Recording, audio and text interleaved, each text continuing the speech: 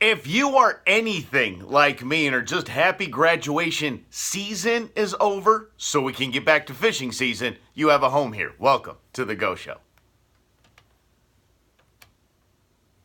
My mic didn't turn off. I would have been talking all these kind of shenanigans and my mic would have been on. That would have been bad. All right. Now I have to turn my mic on. Time to go to work. And you can find us on social media, facebook.com/The Go Show with Mike Russell, and on Instagram at The Go Show with Mike Russell. And the Facebook video is rolling as we normally get it all set up for segment one of the show. And you can see we're back in the studio lounge. As if you missed it last week, and I'll always send you over to the podcast on the iHeartRadio app and on KFYI.com and Fox Sports 910.com. It is the lounge. Yeah, Ron Nixon from Broadhead Nation, said, "Hey, don't you have a home studio? Like I see it on Facebook all the time. Isn't it your home studio?" No, this is just kind of the lounge area here. Yeah. It's a real studio. This is a real iHeart studio, I promise. We just like to be comfy. Like I was talking about camping last week and the week before. No reason for you not to be comfortable. Just be comfortable. Enjoy yourself. Camping Chad, actually, here's a wild thing that happened with Camping Chad. Camping Chad got rid of his big camper trailer. He's looking for a different one, so he's in between camper trailers at this point. And he still went on a 4-day, 3-night trip with the family last weekend. And they tent camped. And they haven't tent camped in a hot minute. It's been a while. I think one, maybe two of their kids has never tent camped before. And they loved it. They wanted the cot system, and his wife was saying that, we might want to tweak that a little bit because the pillow was sliding off or something like that. There was just like little things that they need to tweak. But they were tent camping, but they made inside the tent comfortable. With the whole cot system, with the little, I think they used mattress pads. It's fantastic.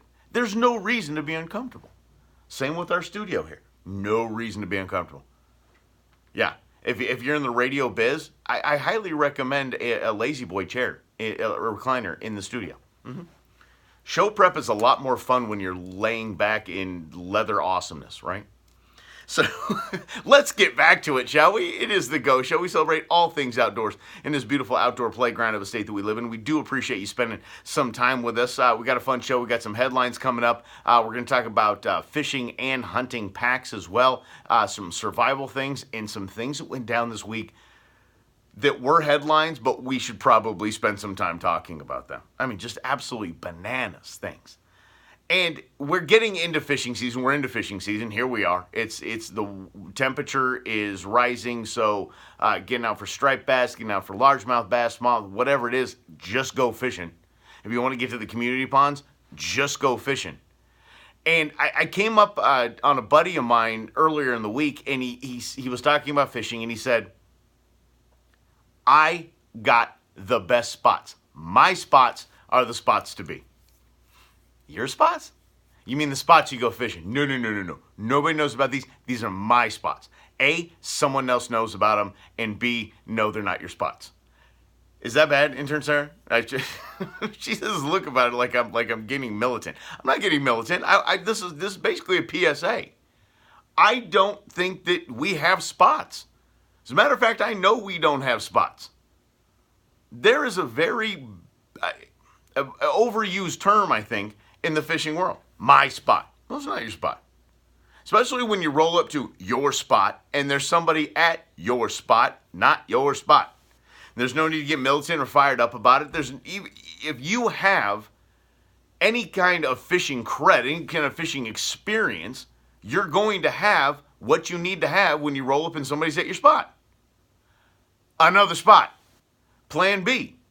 That's the way to fish. By the way, that's the way to hunt as well. You have to understand we have a very big state. We have a huge outdoor playground of a state. But we have to share it with other people. So once you roll up on your spot and it's taken, there's no need to get after those people. Hey, this is my spot. Trust me, I've seen it. And you all have seen it too.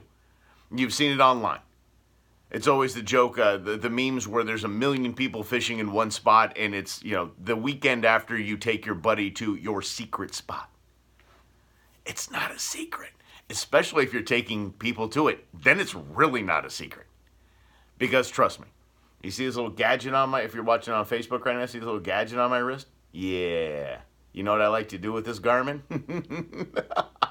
Nope, just checking the time. Set waypoint. Yeah. That's how you learn where the spots are. You out there finding, if you're looking for your own spots and you're alone, set a waypoint, set a spot, with your fish finder and all that, but I just do it with my watch. And it's also when you're out there with your buddies and you're like, wow, this is a really good spot, I'm going to go ahead and mark that. What? It's not stealing, Sarah. Don't shake your head at me. It's not stealing. I let them know. The first time I wanted to do that, by the way, the first time I wanted to get a sneaky waypoint on my watch, I was out with Clayton from Striper Adventures. And I wanted to set the waypoint, but then I looked around and I'm like, I know exactly where I am right now. Like, there are a lot of markers around where I know exactly where I'm at. I don't need to set a waypoint. Now I just know where to go.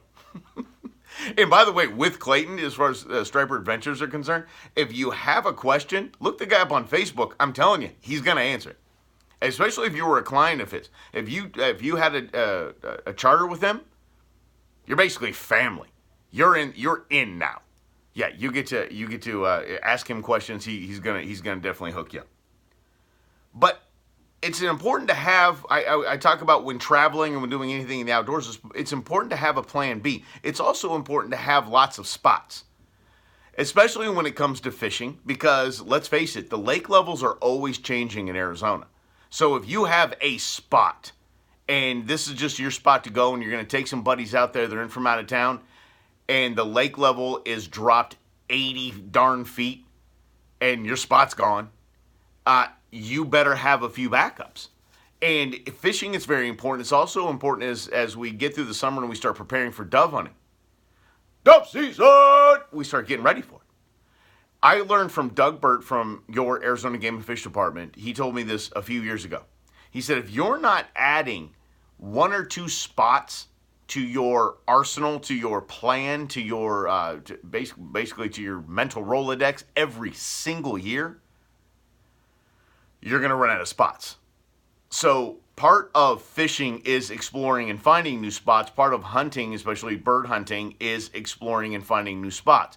It's very easy and fun to go back to those spots that we know work, but there's going to be a time where you go back and you can't. It's either gone. It's either maybe it's blocked off now, and now it's posted. There's actually a picture on our Instagram and Facebook page. You can go over and check these things out. Is a spot where I would always dove hunt, and there is a sign. I just show up one day, posted, no trespassing, keep out. Wah wah wah. And a lot of that is that there's a lot of landowners that just don't care. They're fine, if people hunt on their land, that's great. And then there's part of the landowners see a bunch of slappies trash in the joint, and they say, too bad, can't do it anymore. It's like the shooting area that was off of Miller Road and I-10. We would go out there all the time.